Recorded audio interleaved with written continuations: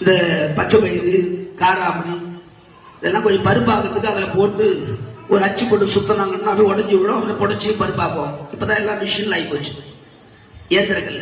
அப்ப இந்த அடியில் இருக்கிற கல்லு மேல இருக்கிற கல் ரெண்டு கல் இருக்கு இல்லையா, அந்த மாதிரி ரெண்டு கல்லு மேல இருக்கு. ஒண்ணு வலது பக்கமா சுத்தம் ரைட்ல, ஒண்ணு இடது பக்கம், ரெண்டுத்திலையும் ஒரு ஒரு தொலை. அப்ப எதிரும் முதிருமாய் சுற்றக்கூடிய இரண்டு வலைகள்ல ரெண்டு துளைகளும் ஒன்னா சேரும் பொழுது கீழே மஞ்சள் நீர்ல பார்த்து விடுகிற அம்பு முதல்ல இழுத்து கட்டணும்.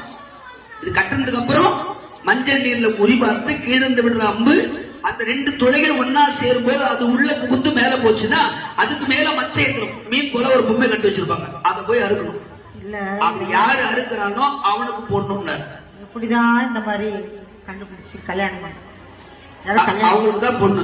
கல்யாணமே வானான்னு போயிடுவாங்க. அந்த ராஜாக்கள்லாம் இப்படி உட்கார்ந்து இருந்தவங்க பூரா பொண்ணு எனக்கு இல்லை எனக்கு இல்லை, இதெல்லாம் நம்மளால ஆவாதுன்னு அவன் முடிவு பண்ணிவிட்டான்.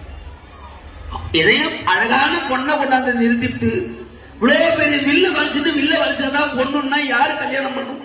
மனம் கடும் காதல் விம்ம மாலை தாழ் புயங்கள் வாட எனக்கெனக்கென்றே மாண்டு இருந்த காவலரை நோக்கி சினக்கடம் ஒழுகும் கண்ணம் களிரனான் திட்ட தூய்மல் நினைக்கவும் அறியதொன்றை நினைவினோடு உரை செய்தானே நினைவினோடு உரை செய்தானே.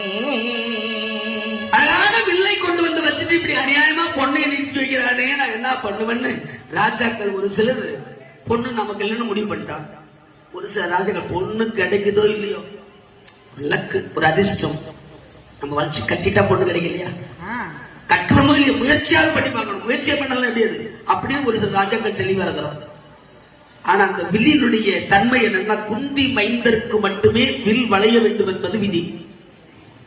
சிலை இது சிலி முகங்கள் இவை கடும் திகிரி வேகத்து இலைமுகத்துழல் என்ற எந்திர திகிரி நாப்பல் நிலையிலா இலக்கமாகுதே நெஞ்சுர யாவனைதான் கலைவலீர் அவர்க்கே இந்த கலைவலி எவர்க்கே இந்த கண்ணையும் முறியல் என்றான்.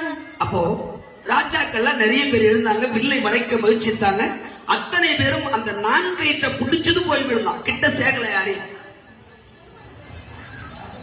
நாளைக்கு ராத்திரி நாடகம் இல்லையா, இன்னைக்கு கல்யாணம் அமோகமா பார்த்துட்டு மகிழ்ச்சியா நாளைக்கு நாடகம் பார்க்க போறோம்.